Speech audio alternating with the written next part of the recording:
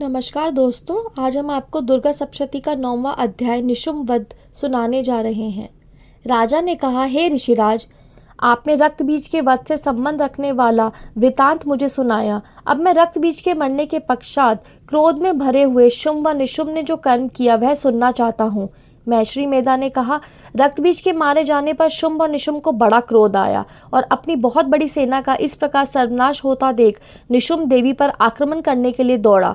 उसके साथ बहुत से बड़े बड़े असुर देवी को मारने के वास्ते दौड़े और महापराक्रमी शुंभ अपनी सेना सहित चंडिका को मारने के लिए बढ़ा।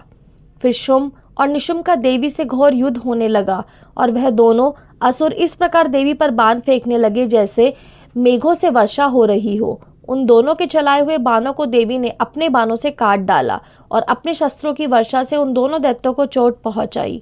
निशुम्भ ने तीक्ष्ण तलवार और चमकती हुई ढाल लेकर देवी के सिंह पर आक्रमण किया। अपने वाहन को चोट पहुंची देखकर देवी ने अपने बाण से निशुम्भ की तलवार व ढाल दोनों को ही काट डाला।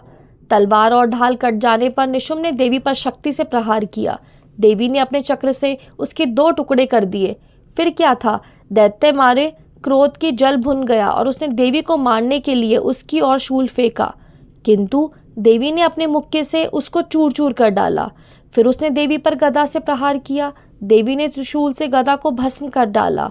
इसके पश्चात वह फरसा हाथ में लेकर देवी की ओर लपका।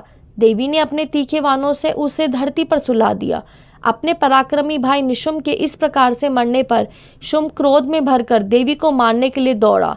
वह रथ में बैठा हुआ उत्तम आयुधों से सुशोभित अपनी 8 बड़ी बड़ी भुजाओं से सारे आकाश को ढके हुए था।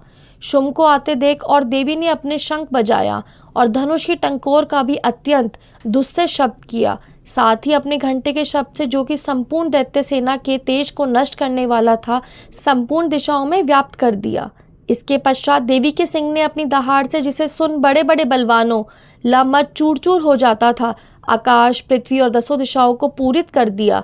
फिर आकाश में उछलकर काली ने अपने दांतों तथा हाथों को पृथ्वी पर पटका। उसका ऐसा करने से ऐसा शब्द हुआ जिससे कि उससे पहले के सारे शब्द शांत हो गए। इसके पश्चात शिवदूती ने असुरों के लिए भय उत्पन्न करने वाला अट्टहास किया, जिसे सुनकर दैत्य थर्रा उठे और शुंभ को बड़ा क्रोध हुआ।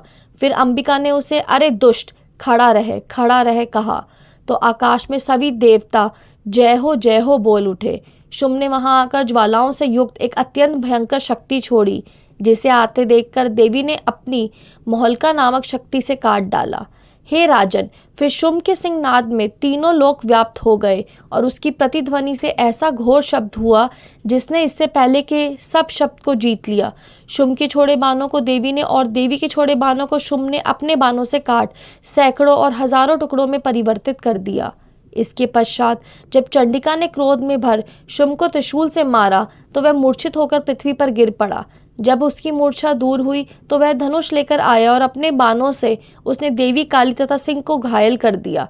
फिर उस राक्षस ने 10,000 भुजाएं धारण करके चक्र आदि आयुधों से देवी को आच्छादित कर, तब भगवती दुर्गा ने कुपित होकर अपने बाणों से उन चक्रों तथा बाणों को काट डाला।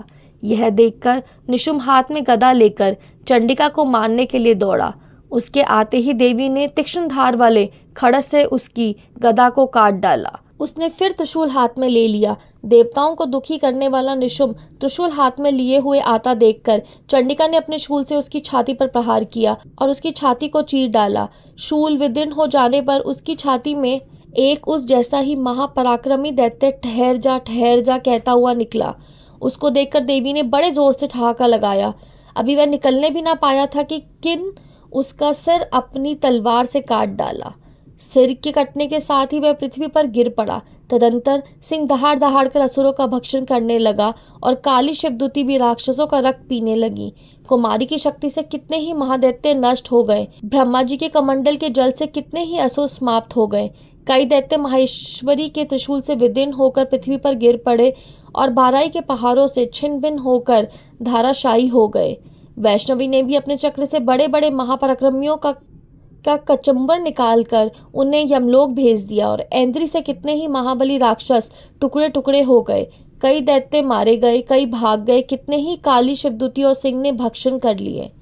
इस प्रकार हमारा 9वां अध्याय, जिसमें आपने निशुम्भ का वध सुना है, समाप्त होता है। शुम्भ के वध के लिए आप हमारा अगला वीडियो, जिसमें कि आपको 10वां अध्याय सुनाया गया है, देख सकते हैं।